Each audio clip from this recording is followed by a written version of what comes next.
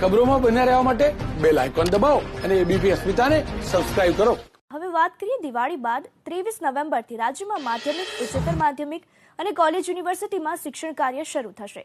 23 November સોમવારથી રાજ્યમાં ધોરણ 9 થી 12ના વર્ગો એસઓપીની ગાઈડલાઈનના સંપૂર્ણ પાલન સાથે શરૂ થશે. જોકે શાળામાં વિદ્યાર્થીની હાજરી ફરજિયાત રાખવામાં આવી નથી. કોરોના કાળની અંદર એક ક્ષેત્ર એવું હતું કે જેની અંદર હજી લોકડાઉન હતું. શિક્ષણ ક્ષેત્ર એ પણ હવે 23મી નવેમ્બરથી ખુલી રહ્યું છે, તબક્કાવાર ખુલશે તેવી શિક્ષણ મંત્રીએ જાહેરાત કરી છે. સૌથી પહેલા 9 થી 12 ધોરણની શાળાઓ અને કોલેજીસ ખુલશે. ત્યારે અહીંયા આપણી પાસે સ્ટુડન્ટ્સ પણ છે અને વાલી પણ છે. તો સૌથી પહેલા વાત કરશું 12મા ધોરણમાં અભ્યાસ કરે છે તેમની સાથે વાત કરશું. હવે સ્કૂલ 23મીથી ખુલે છે, અત્યાર સુધી બંધ હતી, તો શું લાગે છે? સ્કૂલ તમને સારું લાગશે? સ્કૂલે જશો નહીં જાઓ? મને એવું લાગે છે કે હવે 9 થી 12માં ઘણા 7 મહિનાથી અમે કંટાળી રહ્યા છીએ. હવે સ્કૂલ ખુલે સારું થાય.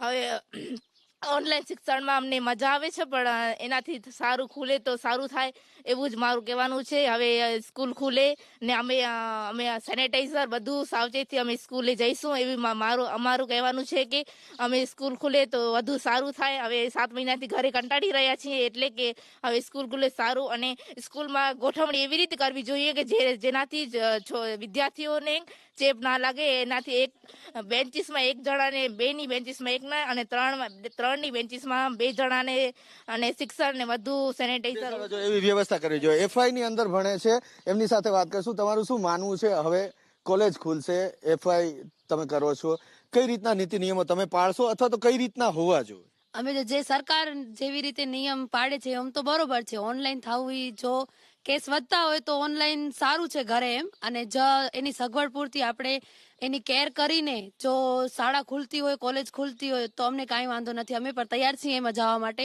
પણ અમારી બેદરકારી ના થવી જોઈએ. એનાથી અમે પોતાની રીતે સગભર રહેવું જોઈએ કે અમને કેવી રીતે આગળ વધવું, કેવી રીતે અમારા માટે ઓમ માનીએ છીએ તો ઓનલાઈન કરતા જેમ રૂબરૂ ફેસ ટુ ફેસ ભણાવે એ સારું છે. કેમ કે આપણને જે કંઈ ડાઉટ હોય, જે કંઈ ક્વેશ્ચન હોય, આપણે તરત જ મેમને પૂછા કરી શકીએ છીએ, પણ મોબાઈલમાં એટલું બધું નથી થઈ શકતું. એના કરતા જે શાળા ખુલે એ સારું છે અમારા માટે. અચ્છા, એફઆઈમાં સ્ટડી કરતા એક અન્ય છે, એને વાત કરશું. તમે શું માનો છો?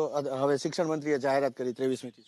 સ્કૂલ તો ખોલી જોઈએ, કોલેજ જે બધું ખુલ્લું જોઈએ. જે સરકારે જે નિયમ આપ્યા છે તે નિયમ પ્રમાણે પાલન કરવું જોઈએ. આપણને ઓનલાઈન જે ક્લાસ લે છે ટીચર બધા કે પ્રોફેસર, કે આપણે કોઈ ઘણી બધી જગ્યાએ નેટવર્ક ઇસ્યુ હોય, કે અવાજ ન પહોંચી શકતા હોય, કે સમજાવી ન શકતા હોય બરાબર, તો આપણે જે રિયલ આગળ ભણીએ છીએ તેમાં ડાઉટ કંઈક પણ હોય આપણે પૂછી શકીએ છીએ મેમ, ત્યારે તરત જ આપણે. કોલેજના સંચાલકોએ કેવી વ્યવસ્થા કરવી જોઈએ સ્ટુડન્ટ માટે? એટલે નિયમો કડક બનાવવા જોઈએ કે કોઈ ઘણું બધું ભેગા ન થાય એક જગ્યાએ, કે સોશિયલ ડિસ્ટન્સમાં બધું ભણાવવાનું જોઈએ.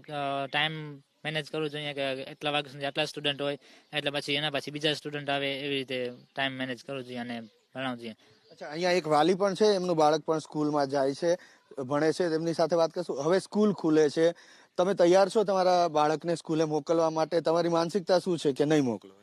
હા, મોકલવી જોઈએ. હમણાં હવે સ્કૂલ ખુલે છે એ તો બહુ સારું છે. ઓનલાઈનમાં છોકરા બધા ભણતા નથી, એવું સરસ સ્કૂલમાં સરસ ભણાવે શિક્ષક. આપણે માત્ર એટલો ધ્યાન ન દે પાવે છોકરાઓ પાસે, પણ શિક્ષક જે કરાવે એ બહુ સરસ કરાવે. મારું એ માનવું છે કે સ્કૂલ ખુલે છે એ બહુ સારું છે અને છોકરાઓને પણ મોકલાવીશ. બહુ સરસ કહેવાય. ઘરે પછી બગડે છે બહુ છોકરાઓ એમ. આજે કોરોના કાળ ચાલી રહ્યો છે, તો એની અંદર એવું નથી લાગતું કે છોકરાને ક્યાંકથી ચેપ લાગશે કે શું થશે? તો એના માટે સાવચેતી શું હોવી જોઈએ? ધ્યાન રાખવું જોઈએ. એમ આપણે સ્કૂલ સમિતિ વાળાને પણ ધ્યાન રાખવું જોઈએ અને બાળકને પણ આપણે ઘણું એમ ધ્યાન રાખવાનું કહેવાનું કે બધું એમ સેનેટાઈઝર કરવાનું, કે માસ્ક પહેરવાનું, કે બધું આપણને ધ્યાન રાખવી એ બાબતે બધું ધ્યાન રાખવું પડશે. તો આ ભુજ શહેરની નજીકમાં આવેલો ભુજોડી ગામના સ્ટુડન્ટ અને વાલી તમામ લોકો અત્યારે ખુશ છે શિક્ષણ મંત્રીએ જે જાહેરાત કરી છે તેનાથી.